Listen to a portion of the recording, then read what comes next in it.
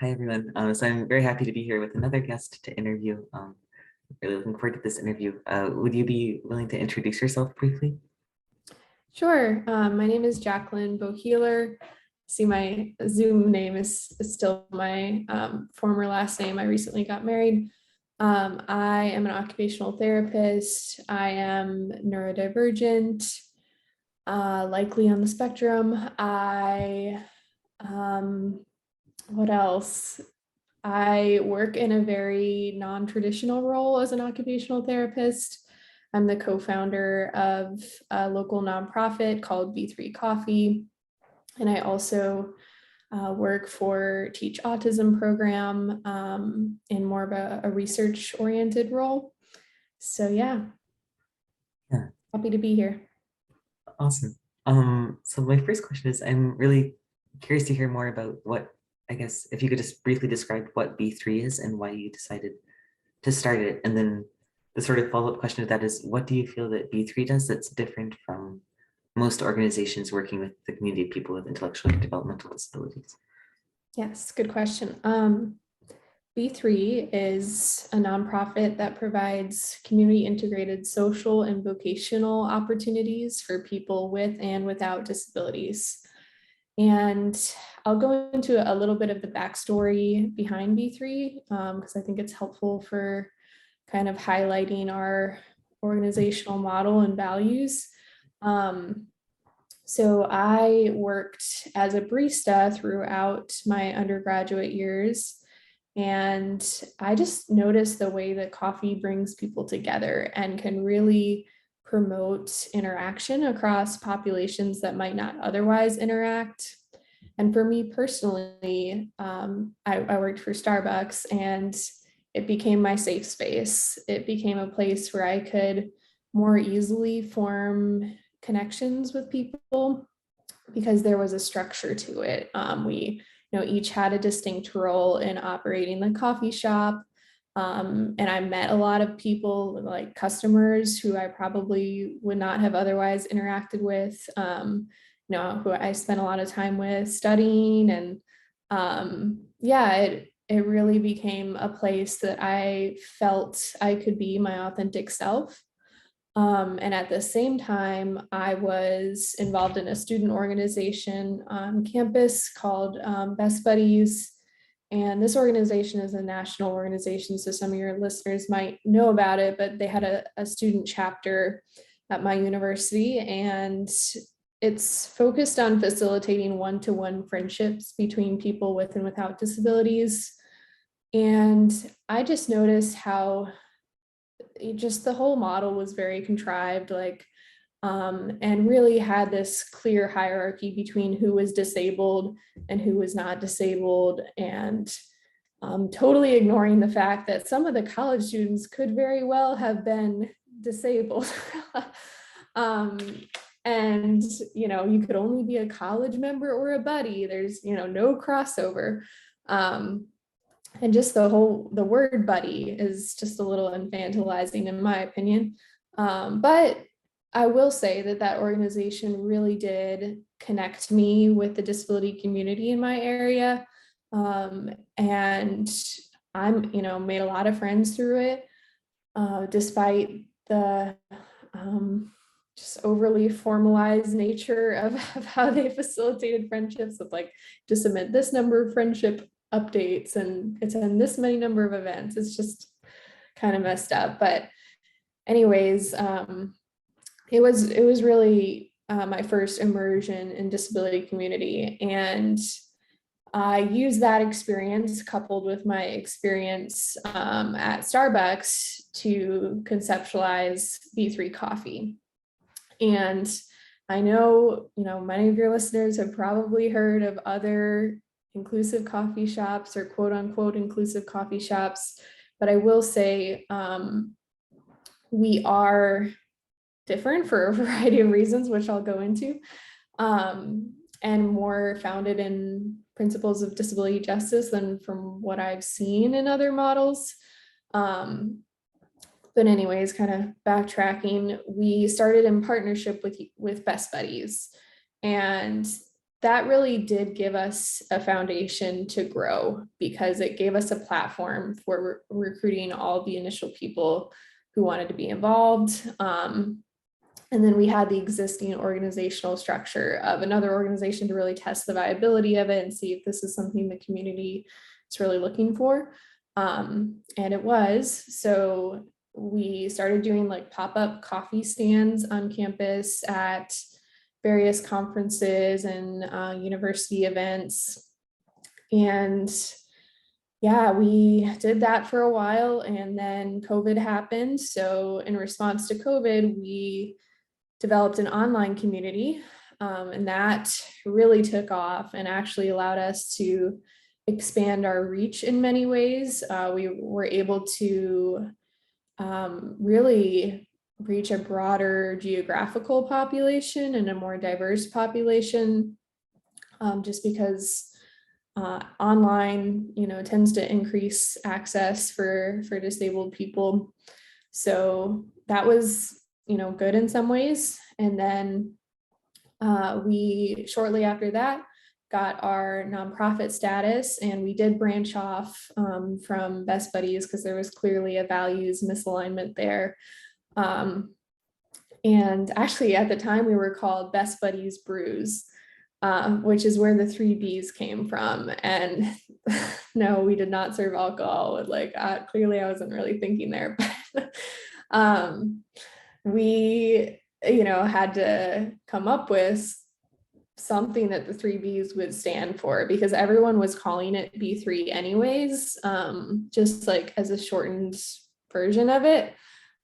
So I just started thinking about like, well, what are our core values, and are there 3 Bs that could really represent our core values? And so the 3 Bs are being, so BEING, appreciating diverse ways of being, and embracing like the full wholeness of what it means to be human. And then belonging, we create spaces where everyone belongs. And becoming, we become better together through inviting diversity to enrich our lives, our workplaces, and our communities. So that's the 3 Bs. And we've really gradually grown since then. So now we have this like 4-prong model where we have our pop-up coffee stands, we have our online community, we have programming, and the programming is focused on like work readiness, self-advocacy, things of that nature. And then also we have a class called Living Your Best Life, which is supporting the transition to adulthood and strategies for interdependence. Imagine that. And then finally, we have our kiosk, which offers a paid internship program at the Chapel Hill Public Library, which is really an opportunity for community engagement for our team members, as well as just a platform of positive visibility and, if desired, work readiness experience. And yeah, I guess I could go into our no hierarchy models, that where this is kind of leading. Yeah, you can go into as much of the model as you're. Okay. So next I'll go into like what really distinguishes B3 from other inclusive coffee shops that you see. First off, I'll touch on our no hierarchy model. So this is really coming out of what I learned from Best Buddies of what not to do.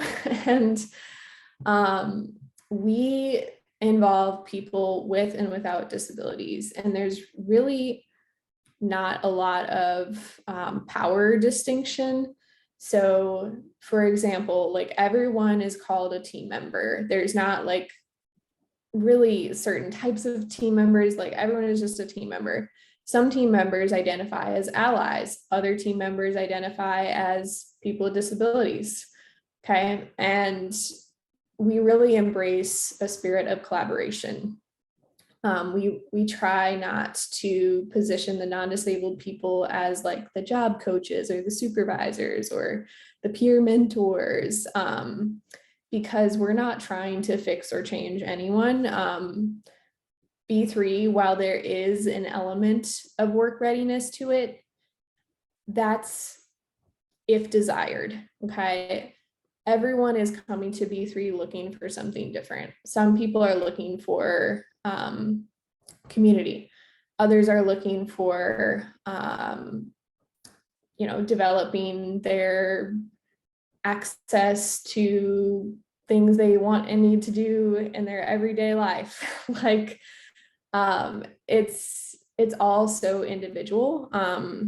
And yeah, so I would say that is really what makes us different, is that we're not overly focused on independence or ensuring that like our disabled team members can do everything on their own, because that's just not the reality of life. Like, and it's also not what the narrative from the disability justice movement is, which is that we need to embrace interdependence and really, that is what is going to be sustainable for long-term quality of life for not just disabled people, but also allies. And we really focus on supporting allies in their journey, because I feel like a lot of times the focus is all on disabled people to adapt to a neurotypical world. Whereas in our model, we put just as much focus on ensuring that allies understand how to navigate diverse communication styles. We do several trainings with them on the disability justice movement and history, because for us, like, it's basically the same thing as entering a new culture, because there's definitely disability culture within our organization. And because of that, like, our allies really do need to develop cultural humility, and that takes a lot of work. And we don't expect everyone to be perfect. That's absolutely not the goal. We hope that they'll grow through their experiences with us, and just gain a deeper understanding of the disability community. But yeah, that's really important to us as well, that there's, it's not just the disabled people learning, and we're really learning together. Thank you so much for explaining B3. And I think what you're doing is really neat. And I especially appreciate the emphasis on interdependence. And not only because pushing people to be independent in a way that's stressful can be so damaging, but also I don't know if anyone is truly completely independent in the world after all. Like, we all have some mutual reliance. Exactly. There's one question that I've been especially eager to hear your thoughts on this one, which is, what changes would you like to see in the broader neurodiversity movement to create a movement that's more inclusive of people with intellectual disabilities or higher support needs? Yes, this is something that I have grappled with for a long time, because I don't necessarily see what's espoused by the neurodiversity movement being espoused by our team members. Okay. And first off, I just want the neurodiversity movement to recognize that not every disabled person is going to take pride in their disability. Not every disabled person is going to have this like super this disability identity that they are really close to. I mean, some of our team members do not really want to associate with their disability at all. And of course, that's because, well, in part because there's a lot of stigma attached to it. But still, like, we need to recognize that disability is so individual and contextually situated, and it can be both really hard and challenging and an oppressive experience, and a beautiful and natural experience at the same time.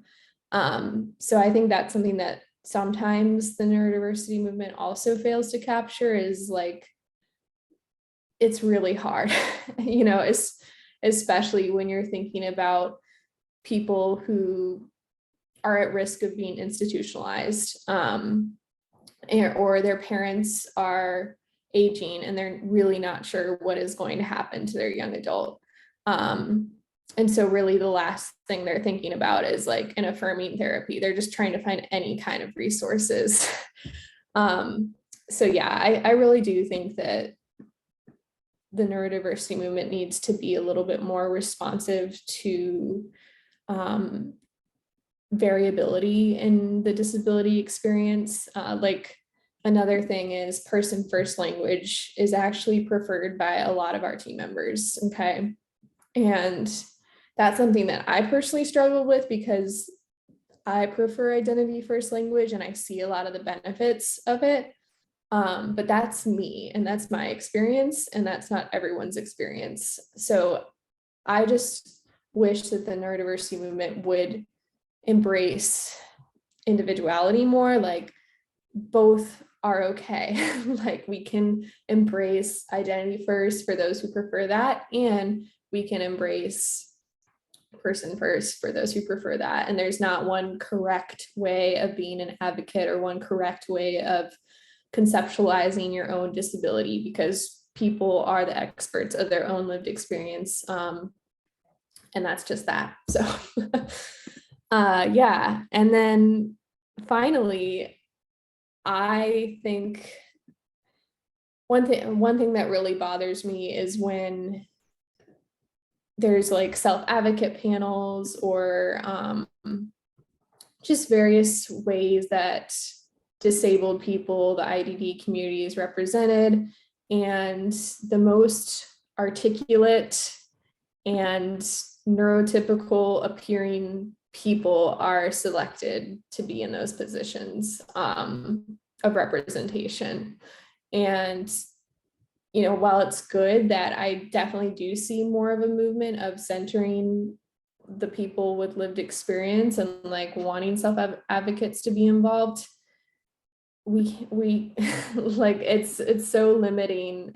Like if we're actually wanting to capture the needs and interests of the broader IDD community, we cannot just capture those who are most comfortable to non-disabled people and who require the least amount of accommodation, because I'm sorry, that's discrimination. Like, and yes, it may take a little bit of additional work on the end of non-disabled people to provide ASL interpretation or to understand alternative forms of communication such as AAC, but it is so worth it because just when you think about the amount of work that disabled people have to do to adapt to society, it's really not that much to ask of us, or of whoever is doing the accommodating. So yeah, and then finally, I want to say that not every disabled person wants to be a self-advocate, and that's okay too. I think a lot of times, like with the self-advocacy movement, it basically considers all disabled people like self-advocates. And first of all, like there's a lot of privilege that comes behind that term. And some people really do not want to fully embrace that because there's a lot of responsibility that comes along with that. There's a lot of access to resources that comes along with that. And I feel like it places so much of the burden on the person to like dig themselves out of their own oppression versus really, the broader problem is in society of not seeing the inherent worth and dignity of the person and expecting them to kind of pull themselves up by their bootstraps and like do all this advocacy on behalf of themselves. I wish we were in a world where that wasn't needed in the first place. And while I like admire the work of so many self-advocates, that is just not what everyone wants to be. So it's the same thing as like expecting people of color to like speak on behalf of their whole community all the time. Like it's just a little bit tokenizing, and yeah, so. So much for the answer. I almost wonder if it kind of comes down a lot of what you mentioned to the element of choice, like when we automatically assume that someone wants to be the spokesperson for the entire autistic or disabled community, or we automatically assume that they must prefer identity first language, that we're taking away their choice. And also, and I'm just rambling a little bit here, but if I think of my own experience in my child's, for myself, I sort of considered being put in what was called special education, but I've mostly had wasn't, and kind of had to seek out the disability community later in life. But for my child, it's almost been, we've had to fight to not have him automatically only be segregated with other disabled kids all the time. Like, I don't think he would even be allowed in any mainstream classroom if we wanted him to be. And so I wonder if, I feel like in the neurodiversity community, sometimes there's a lack of sensitivity to other experiences where people have been just like, the first label that's put on them is always disabled, and how that might possibly lead to a different relationship to their disability. Yeah. Yeah. Yeah, no, I agree. It really just is not always responsive to the complexity of disability. So yeah.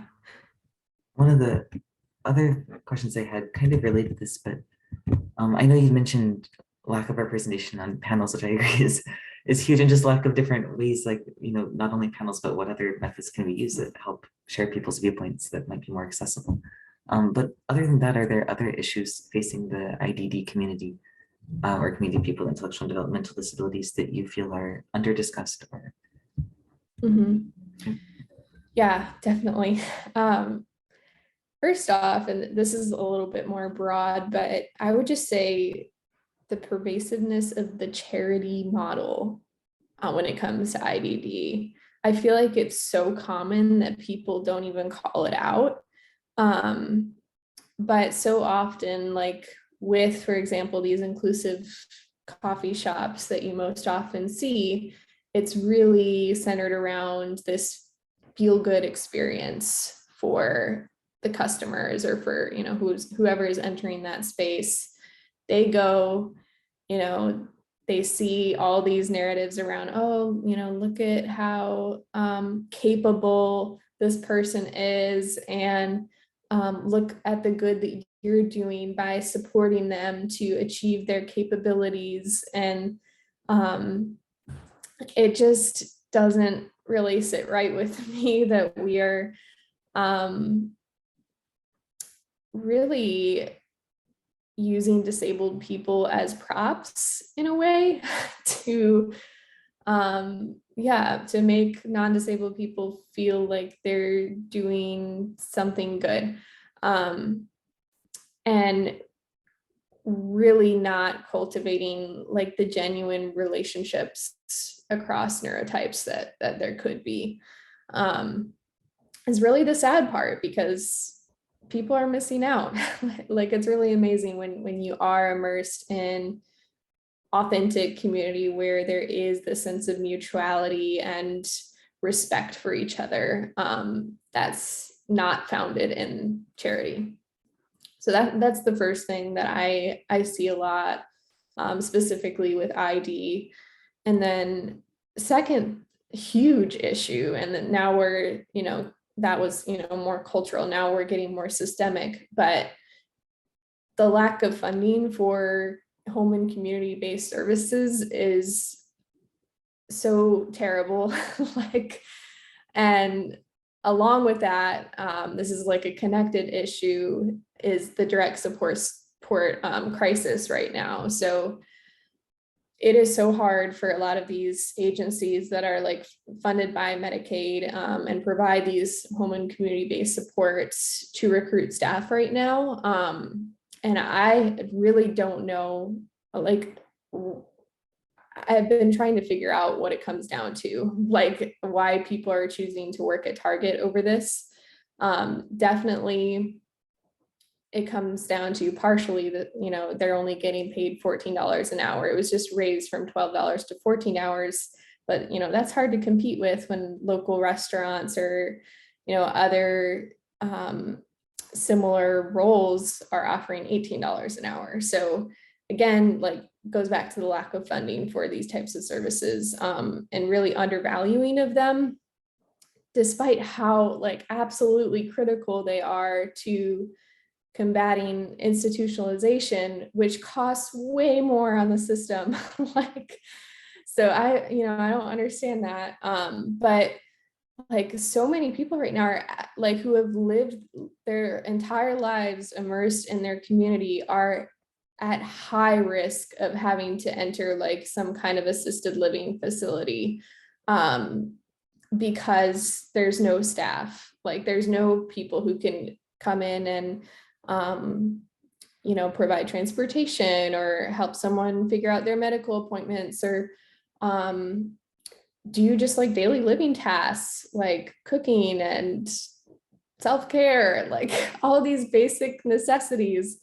And a lot of times it's the family members having to step in, so that the aging parents, and I'm deeply concerned about what's going to happen when these parents can no longer be the full-time caregivers for their young adults. Right now, there are 15,000 people in North Carolina on the waiting list for home and community-based services. This is the innovations waiver. There's more people on the waiting list than there are actually receiving services. That's a huge problem. So, and many of our team members are on that wait list. So like, this is something that is really, that like I'm seeing right in front of me, and I'm seeing the difference in the quality of life of people who do have these services if they actually have staff, which usually the parents have to recruit themselves. Or, you know, if they don't have services, you know, tends to lead to a lot more isolation. So yeah, that's another thing. And then finally, marriage inequality is something that I have to bring up. Just the fact that disabled people, if they get married, are at high risk of compromising their benefits. And because, you know, there's just this ridiculous income cap that's so yeah, I know several people who actually have chosen to just have long-term relationships versus getting married when they otherwise would have gotten married because of the income cap. So yeah, and I'm pretty sure also losing their healthcare. So yeah, it's messed up. And I think that there's also an underlying assumption there that disabled people don't have intimate relationships, which of course is untrue. like I just don't even know how to justify that stereotype at all. But it's, you know, even people with complex disabilities who are non-speaking or who, you know, have very complex medical needs, like who have very significant intellectual disabilities, all disabled people have a desire for connection. And for many, that translates to a desire for romantic relationships and intimacy as well.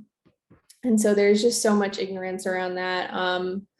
Many people who are in special education do not receive any kind of sexual education at all. Because again, there's that assumption that, oh, they, you know, won't engage in it anyways. Even though, like, I mean, there are such high rates of sexual assault within this population. So like, it just should be addressed. I'm sorry, like I think it's 8 times more likely for someone with IDD to be sexually assaulted in their lifetime. And a lot of times it's from like a caregiver, which is so sad. But anyways, yeah, those are the top issues that I see. There's so many, but I could go on. Thank you. Yeah, those are all very important issues, and even ensuring that people are treated seriously and given adequate resources if they do report assault, because I think often people end up isolated or in facilities that might not take those Yeah, and believed as seriously. well. Yeah. So I think the last question I had on the list is just it's a two-part. I have a habit of making two-part questions, but the first part is how has your own neurodivergence impacted your work, and then the second part is what do you enjoy about being neurodivergent? yeah. Well, as many people know about me, like I'm very justice oriented. And I think that goes back to my neurodivergence in a lot of ways. Like it has always affected me very personally when I see injustice happening around me. Even though like I cannot claim to have the lived experience of someone with an intellectual disability, I can relate to them in ways that a neurotypical person couldn't. And I think a lot of that is just, I've always felt on the sidelines in my own life. Like I've always felt like there was some kind of unwritten rule that like I just couldn't navigate, like in terms of being in social settings or just like often experiencing lack of belonging. And this is why belonging is such a core value for B3 is it's so critical for well-being, for quality of life, to feel like you're valued by the people around you, and that you matter, and that you can be who you really are without having to mask. And that's something that I feel all the time around B3 team members, is that like I can truly embrace the fullness of who I am. And that's a really beautiful thing and something that I wish all people could experience. And because of my neurodivergence, that's something that I'm really sensitive to. And like I can immediately feel the difference when I'm in a B3 social atmosphere versus a non-B3 social atmosphere where I have to constantly mask or like just feel like I'm doing something wrong. So anyways, and I'm also very detail oriented. My partner calls me the task lady because I always have a million tasks in my head. My brain is like connect the dots. So like I have all these dots of things that I know need to be done to keep B3 going in so many different ways. And like I can just so easily connect them and also just like maximize the efficiency of the whole process. And I don't know, I just feel like I have this ability to really be so attuned to all of the details that are needed to keep B3 not only a stable operation, but also constantly growing. So yeah, that's another thing. And then finally, I have an ability to, because disability is like my special interest, I really never get bored with it. Like people are like, how do you work so many hours? Like, how do you manage all this? Because I also have a full-time job, right? For me, like, yes, sometimes it feels like work when I'm doing more of the administrative tasks, but for the most part, B3 does not feel like work to me. It feels like my community. It feels like my passion. It feels like I'm just constantly doing something that I love and that is so meaningful. So I think that's like a big reason why I haven't gotten burnt out, when that would be, I think that would happen to a lot of people who are in the position that I am. So yeah, I think that's it. Yeah, it's really cool when your special interest can coincide with that. work. Yeah, absolutely. Personally, the sensitivity to justice is one of my favorite parts of the autistic community. Me too. Yeah. Um, so yeah, that was all the questions I had. Liz. Thank you so much again for taking the time to come and answer some of these questions, and really Yeah. appreciate it Thank a you. lot. Thank you for having me. I love the YouTube channel. Yeah. Thank you.